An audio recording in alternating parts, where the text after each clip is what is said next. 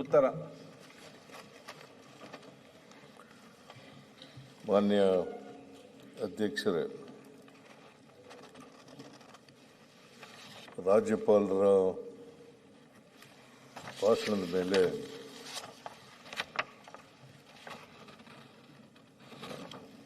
ವಿರೋಧ ಪಕ್ಷದವರು ಅಶೋಕಾದಿಯಾಗಿ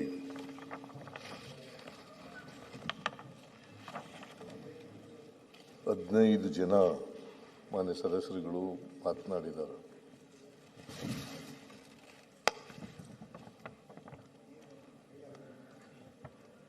ಆಮೇಲೆ ಕಾಂಗ್ರೆಸ್ನವರು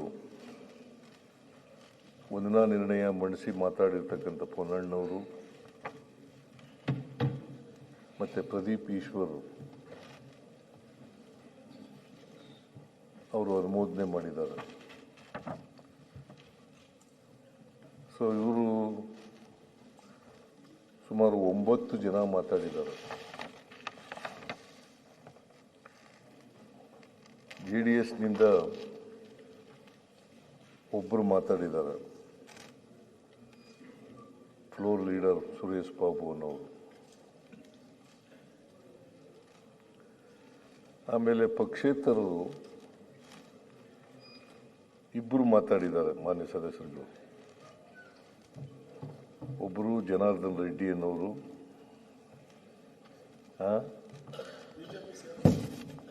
ಸೇರ್ಕೊಳಕ್ ಬರಲ್ರಿ, ಅವ್ರು ಇಂಡಿಪೆಂಡೆಂಟ್ ಆಗಿ ಗೆದ್ದಿರೋದು, ಸೇರ್ಸ್ಕೊಳಕ್ ಬರಲ್ಲ. ಅವರು ಇಂಡಿಪೆಂಡೆಂಟ್ ಅಂತಲೇ ಏನಮ್ಮ ಇಂಡಿಪೆಂಡೆಂಟ್ ಆಗಿ ಇರಬೇಕು. ಅವರು ಮತ್ತು ನೀವು ಇತ್ತೀಚೆಗೆ ಹೊರಗಾಗಿ ಹಾಕಿದಾರಲ್ಲ ಬಿಜೆಪಿಯವರು, ಯತ್ನಾಳ್ ಅವರು, ಇಲ್ಲೂ ಅವರು ಬಸನಗೌಡ ಆರ್ ಯತ್ನಾಳ್, ಬಸನಗೌಡ ಪಾಟೀಲ್ ಯತ್ನಾಳ್,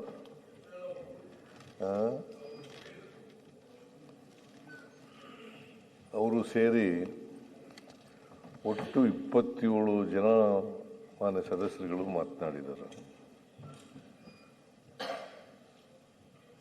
ಬಿಜೆಪಿ ಕಾಂಗ್ರೆಸ್ನವರು 5 ಗಂಟೆ 18 ನಿಮಿಷಗಳು ಮಾತಾಡಿದ್ದಾರೆ. ಬಿಜೆಪಿಯವರು 8 ಗಂಟೆ 53 ನಿಮಿಷಗಳು ಮಾತಾಡಿದ್ದಾರೆ. ಸುರೇಶ್ ಬಾಬು ಅವರು JDSನವರು 12 ನಿಮಿಷಗಳು ಮಾತಾಡಿದ್ದಾರೆ. ಆಮೇಲೆ ಜನಾರ್ದನ್ ರೆಡ್ಡಿಯವರು 22 ನಿಮಿಷಗಳು, ಬಸನಗೌಡ ಆರ್ ಪಾಟೀಲ್ ಯತ್ನಾಳ್ ಅವರು 32 ನಿಮಿಷಗಳು, ಒಟ್ಟು 54 ನಿಮಿಷ ಇವರು ಪಕ್ಷೇತರರು ಮಾತನಾಡಿದ್ದಾರೆ. ಒಟ್ಟು ಸಮಯ ಆಗಿರ್ತಕ್ಕಂಥದ್ದು ರಾಜ್ಯಪಾಲರ ಭಾಷಣದ ಮೇಲೆ 15 ಗಂಟೆಗಳು 17 ನಿಮಿಷಗಳು. 15 ಗಂಟೆಗಳು 17 ನಿಮಿಷಗಳು. ನಾನು ಮೊದಲಿಗೆ ವಂದನಾ ನಿರ್ಣಯವನ್ನು ಮಂಡಿಸಿರ್ತಕ್ಕಂಥ ಶ್ರೀ ಪೊನ್ನಣ್ಣವರು, ವಿರಾಜಪೇಟೆ ಶಾಸಕರು, ಅವರಿಗೆ ಅಭಿನಂದನೆಗಳನ್ನು ಸಲ್ಲಿಸಲಿಕ್ಕೆ ಬಯಸ್ತಾ ಇದ್ದೇನೆ. ಅದನ್ನು ಅನುಮೋದನೆ ಮಾಡಿದಂಥವರು ಪ್ರದೀಪ್ ಈಶ್ವರ್ ಅವರು, ಚಿಕ್ಕಬಳ್ಳಾಪುರ ಶಾಸಕರು. ಅವ್ರಿಗೂ ಸರ್ಕಾರದ ವತಿಯಿಂದ ಅಭಿನಂದನೆಗಳನ್ನು ಸಲ್ಲಿಸಲಿಕ್ಕೆ ಬಯಸ್ತಾ ಇದ್ದೇನೆ. ಆಮೇಲೆ ವಿರೋಧ ಪಕ್ಷದ ಮಾನ್ಯ ಸದಸ್ಯರು, ವಿರೋಧ ಪಕ್ಷದ ಮಾನ್ಯ ನಾಯಕರು, ಆಮೇಲೆ ಫ್ಲೋರ್ ಲೀಡರ್ ಬಾಬು ಅವರು,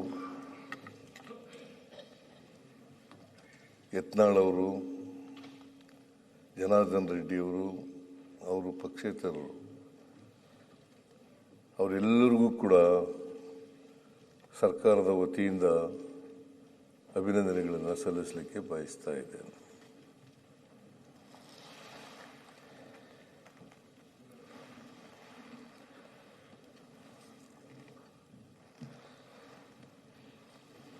ಮಾನ್ಯ ರಾಜ್ಯಪಾಲರು ಈ ಸಾರಿ ತಾವರ್ ಚಂದ್ ಗೆಹ್ಲೋಟ್ ಅವರು ಈ ಸಾರಿ ಪೂರ್ಣ ಭಾಷಣವನ್ನು ಓದಲಿಲ್ಲ.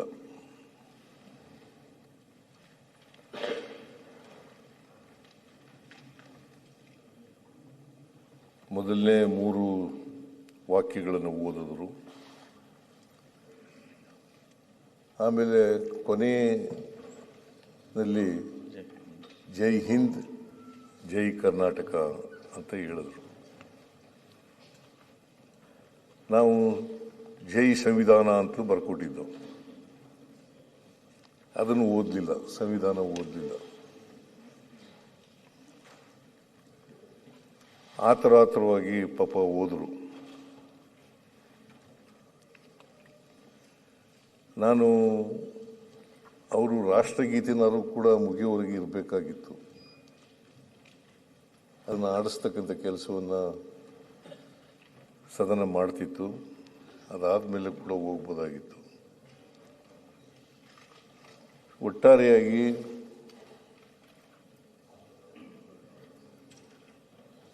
ಜೈ ಸಂವಿಧಾನ್ ಅಂತ ಹೇಳದೆ ಓದೋದು ಮತ್ತು ರಾಷ್ಟ್ರಗೀತೆ ಮುಗಿಯೋವರೆಗೆ ಇಲ್ಲದೆ ಓದೋದು, ಎಲ್ಲಕ್ಕಿಂತ ಮುಖ್ಯವಾಗಿ ಭಾಷಣವನ್ನು ಓದದೇ ಇರ್ತಕ್ಕಂಥದ್ದು. ಈಗಾಗಲೇ ಪೊನ್ನಣ್ಣವರು ಕಾನೂನಿನ ಏನಿದೆ ಅಂತಕ್ಕಂಥದ್ರ ಬಗ್ಗೆ ಅನೇಕ ಜಡ್ಜ್ಮೆಂಟ್ಗಳು ಮತ್ತು ಸಂವಿಧಾನ ರಚನಾ ಸಭೆಯಲ್ಲಿ ಚರ್ಚೆ ಆಗಿರ್ತಕ್ಕಂಥದ್ರ ಬಗ್ಗೆ ಆರ್ಟಿಕಲ್ 163 ಏನು ಹೇಳ್ತದೆ, ಆರ್ಟಿಕಲ್ 176 ಏನು ಹೇಳ್ತದೆ, ಇವುಗಳ ಬಗ್ಗೆ ಬಹಳ ವಿಶದವಾಗಿ ಚರ್ಚೆ ಮಾಡಿದ್ದಾರೆ. ನಾನು ಮತ್ತೆ ಆ ಚರ್ಚೆ ಮಾಡೋಕ್ಕೆ ಹೋಗಲ್ಲ, ಅದೇ ಸಾಕು ಅಂತ ಅನಿಸುತ್ತೆ.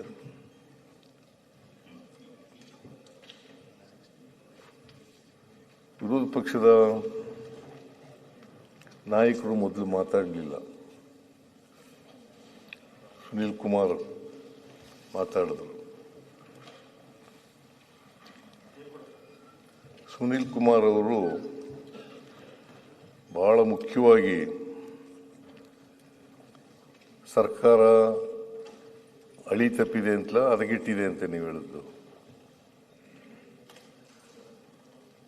ಹದಗೆಟ್ಟಿದೆ,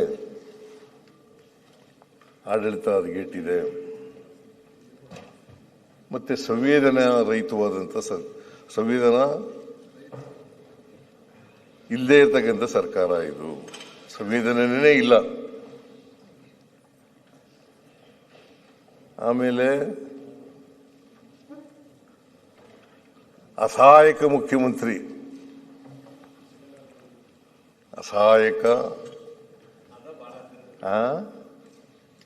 ಅದ ಭಾಳ ಹತ್ತಂತ. ನೀವು ತಂದೆ ಕೇಳಪ್ಪ, ನಾನು ಅಸಹಾಯಕನ ಏನೋ ಅಂತ ಕೇಳಿದ್ಯಾ?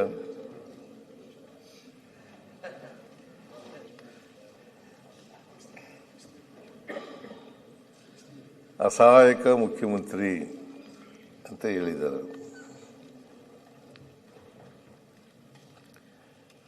ಈಗ ಅಸಹಾಯಕ ಮುಖ್ಯಮಂತ್ರಿ ಅಂತಕ್ಕಂಥದ್ದು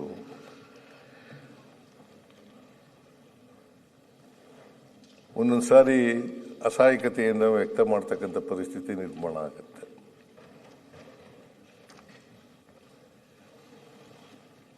ಅಸತ್ಯದ ಎದುರು ಸತ್ಯ ಅಸಹಾಯಕತೆ ಆಗುತ್ತೆ ಕೆಲವು ಸಾರಿ.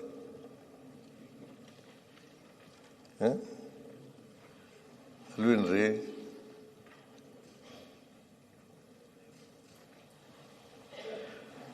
ಸತ್ಯ ಅಸಹಾಯಕತೆ ಆಗುತ್ತೆ.